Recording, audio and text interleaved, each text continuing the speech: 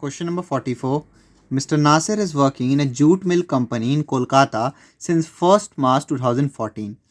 He is in the grade of 8,400, 16,700, 2,300 plus a dearness allowance 20% of his basic pay, half of which enters into retirement benefits.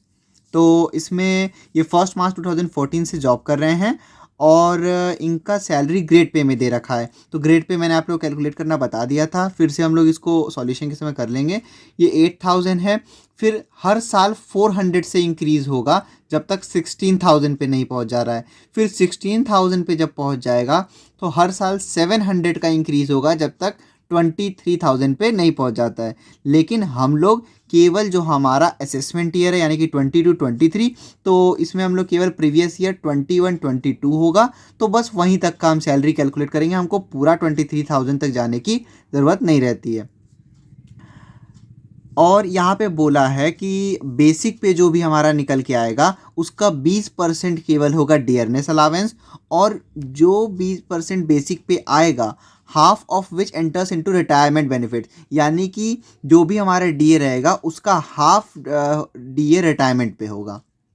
He contributes 12% of his salary and one half DNS allowance to recognized provident fund to which the employer contributes an equal amount. तो one half DNS allowance वहाँ ऊपर भी बोल चुका है कि half DA retirement पे, इसलिए वन हाफ DNS अलाउंस बोला है। बाकी ये कंट्रीब्यूट कर रहे हैं तो इनका तो कंट्रीब्यूशन ऐसे भी एग्जेम्प्ट रहता है। एम्प्लॉयर कंट्रीब्यूट कर रहे हैं इक्वल अमाउंट और 12% तक एम्प्लॉयर का कंट्रीब्यूशन एग्जेम्प्ट रहता है। During the previous years, he took a loan of 40,000 rupees from his provident fund for his daughter's marriage, out of which he repaid 4,000 rupees during the year by way of deduction from his salary. तो इन्होंने अपने daughters के marriage के लिए 40,000 rupees loan लिया, लेकिन अपने ही provident fund से लिया और सैलरी से ही डिडक्शन हो रहा है 4,000 का। तो हमें उससे ये जब सैलरी से खुद ही के सैलरी से डिडक्शन होता है तो ये हम नहीं लेते हैं, तो ना ही 40,000 से हमें मतलब होगा ना ही 4,000 से। He has been provided with a rent-free house owned by the mill, the fair rent of which is 44,000 per annum. 40 fair rent से हमको कोई भी मतलब नहीं होता है। हाउस ओन्ड बाय मिल बोला है यानी कि पॉपुलेशन के बेसिस पे होगा। कोलकाता बोला है तो 25 लाख से ज़्यादा ही होगा पॉपुलेशन, और जब नहीं दिया होता है तो हम वैसे भी 25 लाख से ज़्यादा ही पॉपुलेशन मानते हैं। तो फिर 15% ऑफ सैलरी लेंगे, और अगर कोई फर्नीचर होगा तो ऐड कर देंगे, और कोई अमाउंट पे किया होगा एम्प्लॉय ने तो उसको लेस कर देंगे। He is getting conveyance allowance of 600 per month for private purposes, fully taxable conveyance allowance. Medical allowance 400 per month, fully taxable. Servant allowance 400 per month, fully taxable. He received 1,20,000 for encashment of leave on 1st September 2021, being 10 months leave not availed of.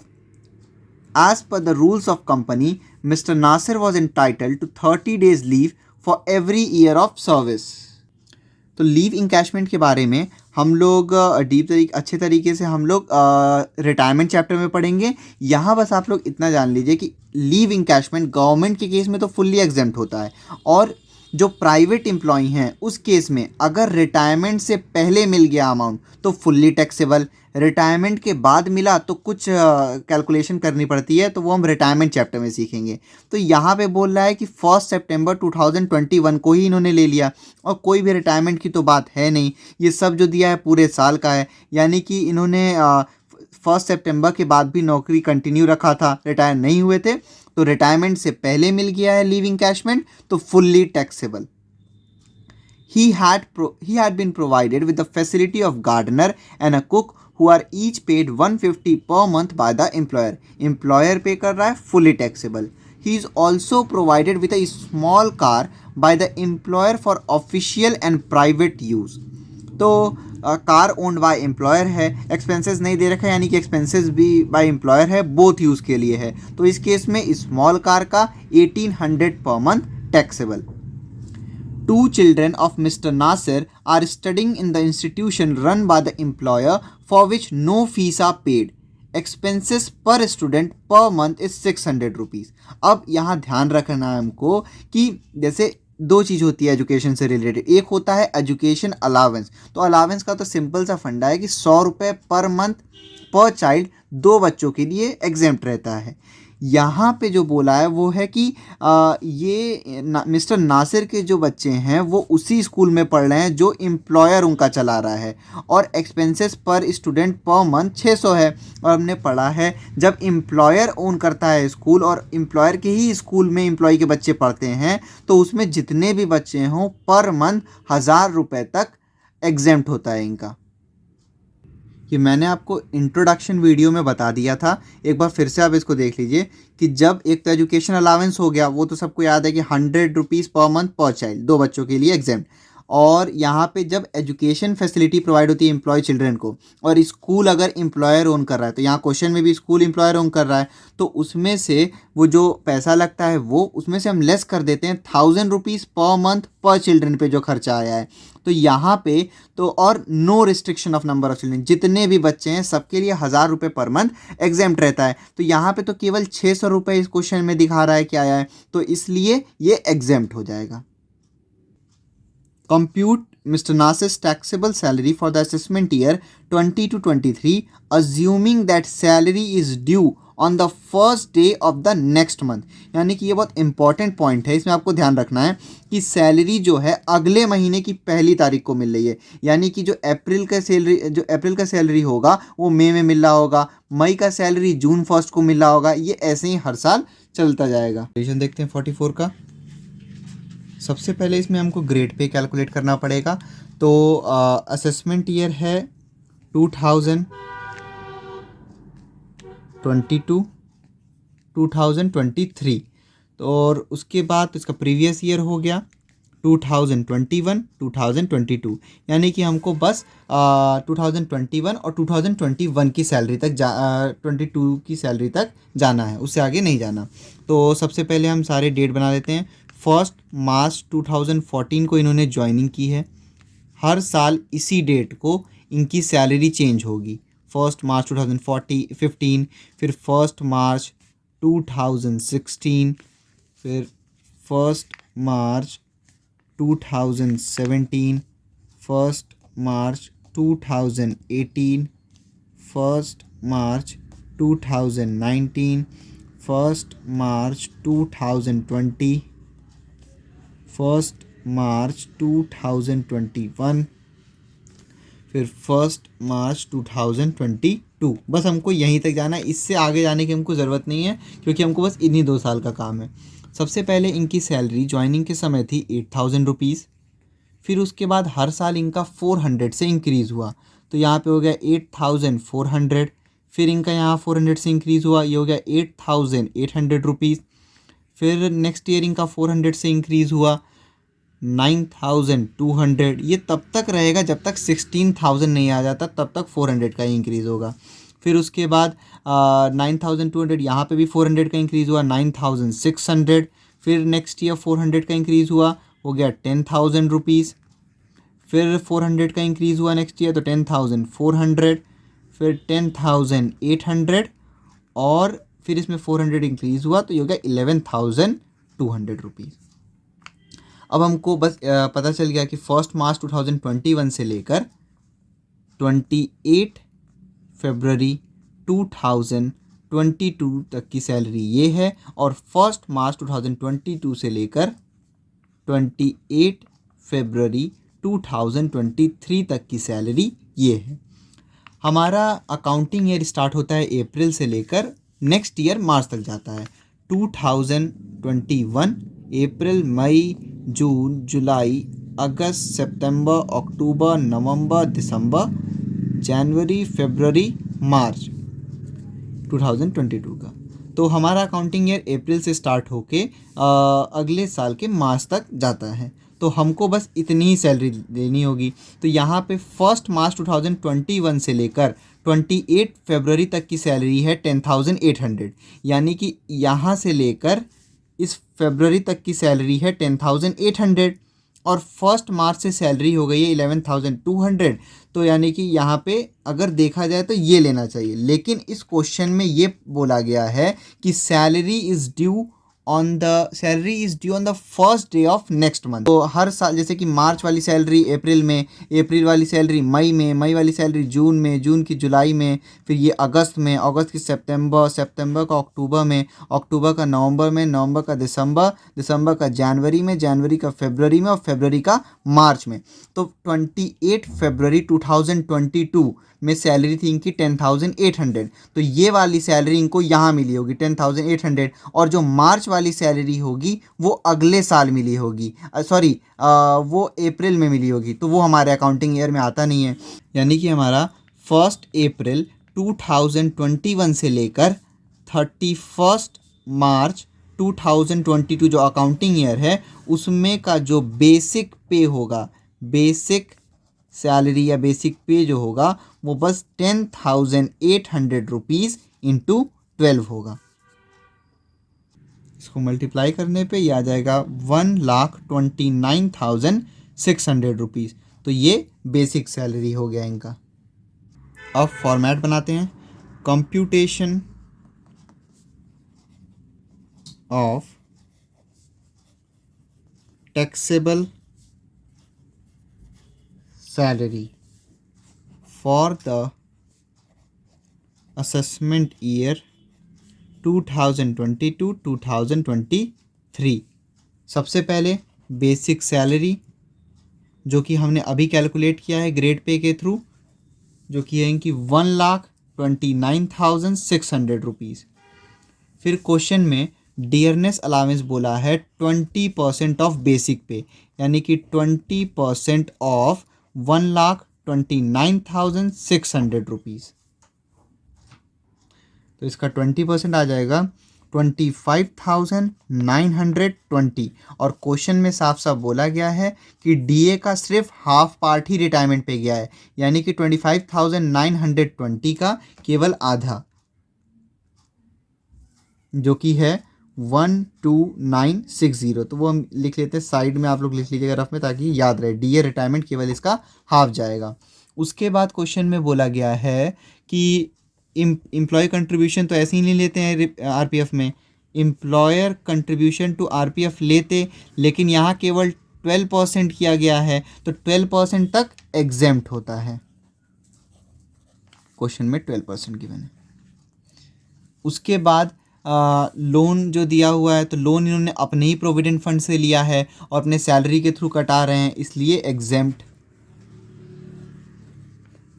Loan के बाद rent free house बोला है, तो इसके लिए calculation करना पड़ेगा। तो रेंट फ्री हाउस, सबसे पहले हम लोग salary for rent free house calculate करते हैं। Salary for rent free house formula होता है basic salary plus dearness allowance on retirement plus dearness pay plus bonus plus commission plus all taxable allowances.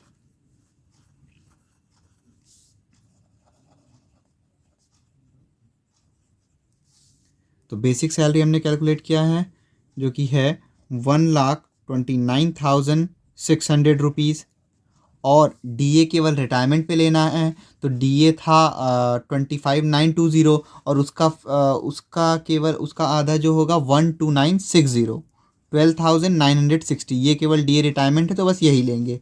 फिर dearness पे question में नहीं given है, bonus या कमीशन भी नहीं गिवन है, ऑल टैक्सेबल अलावेंस में बहुत सारी चीज़ें दी हुई है, तो वो ध्यान से देख लेते हैं। सबसे पहले ऑल टैक्सेबल अलावेंस में कन्वेंस अलावेंस मिला हुआ है, तो कन्वेंस अलावेंस है 7,200, क्योंकि 600 पर मंथ है, तो 12 इंटू 600 7,200 रुपीज़ हो गया।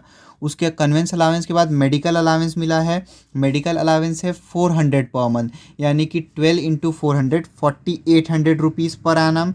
उसके बाद सर्वेंट अलावेंस मिला हुआ है, सर्वेंट अलावेंस भी है 400 पर मंथ, तो 12 इंटू 400 4,800 रुपीज़। इसके अलावा और कोई भी अलावेंस नहीं दिया गया है। तो हमने ले लिया यहाँ पे basic salary, DA on retirement, फिर डीपी बोनस कमीशन है नहीं, ऑल टैक्सेबल अलावेंस में कन्वेंस अलावेंस है और मेडिकल अलावेंस है और ये सर्वेंट अलावेंस, इन सबको ऐड कर लेते हैं। ये आ जाएगा 1,59,600 360। फिर क्वेश्चन बोला है हाउस ओन्ड बाय एम्प्लॉयर वाली कंडीशन है, हाउस ओन्ड बाय एम्प्लॉयर, तो इस कैटेगरी में पॉपुलेशन वाली बात होती है, तो क्वेश्चन साइलेंट है। और कोलकाता तो 25 लाख से पॉपुलेशन ज़्यादा होगा, और इस कंडीशन में 15% ऑफ सैलरी ले लेते हैं, 15% ऑफ सैलरी जो ऊपर कैलकुलेट किए हैं, 15% ऑफ 1,59,360, 1,59,360 का 15%, ये हो जाएगा 23,904।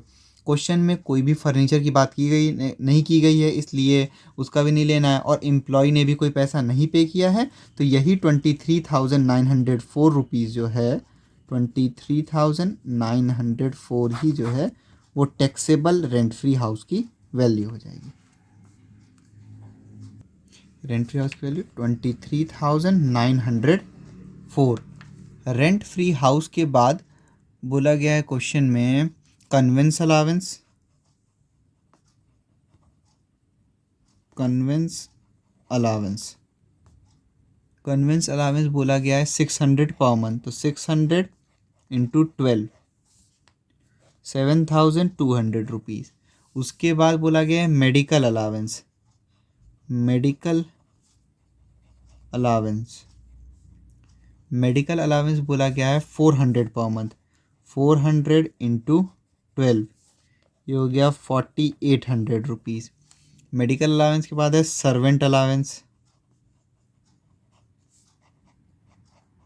सर्वेंट अलावेंस भी है 400 रुपीज़, तो 400 इंटू 12 हो गया 4,800 रुपीज़। उसके बाद क्वेश्चन में इंकैशमेंट ऑफ लीव बोला है, तो इंकैशमेंट के बारे में मैंने बताया है। इंकैशमेंट अगर रिटायरमेंट से लीव इंकैशमेंट अगर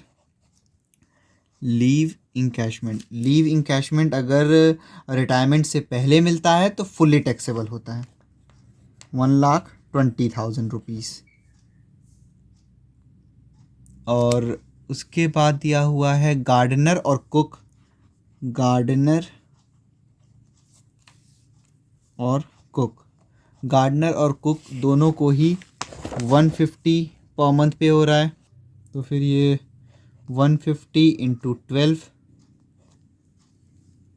150 इंटू 12 दोनों को ही, तो 150 इंटू 12 ये आ गया 1,800 रुपीज़, 1,800। उसके बाद स्मॉल कार की बात हो रही है, owned and expenses by employer और बोथ यूज़ के लिए है, तो इस कंडीशन में 1,800 पर मंथ फिक्स होता है, 1,800 इंटू 12 यह आ गया 21,600 रुपीज़। उसके बाद है कि 2 children of mister Nasir in studying in institution, तो उसके बारे में मैंने आप लोगों को बता दिया है कि जब कोई भी एम्प्लॉय का बच्चा अपने ही एम्प्लॉयर के स्कूल में पढ़ा रहा है, तो उस कंडीशन में पर child 1,000 rupees per month exempt रहता है, और इसमें कोई restriction of number of children नहीं है, जैसे कि एजुकेशन अलावेंस में था। तो यहाँ जितने भी बच्चे होंगे एम्प्लॉय के, उनका पर मंथ 1,000 रुपीज़ एग्जेम्प्ट रहेगा। तो यहाँ पे केवल पर मंथ पर चाइल्ड पे इनके 600 रुपये खर्चा किया है, जो कि 1,000 रुपये से कम है, इसलिए एजुकेशन एक्सपेंसेस एग्जेम्प्ट हो जाएगा यहाँ पे। उसके बाद बस और कुछ दे नहीं रखा, इन सबको हम ऐड कर लेंगे, ये आ जाएगा 3,41,424, ये ग्रॉस सैलरी हो गई, ग्रॉस सैलरी। उसके बाद इसमें से हम लेस करते हैं deductions under section 16, deduction under section 16, यहाँ पे बस केवल है आपका स्टैंडर्ड डिडक्शन जो कि फिक्स्ड रहता है 50,000, स्टैंडर्ड डिडक्शन 50,000 रुपीज़ लेस कर देंगे, ये आ जाएगा आपका 2,91,424, ये हो गई टैक्सेबल सैलरी, टैक्सेबल सैलरी।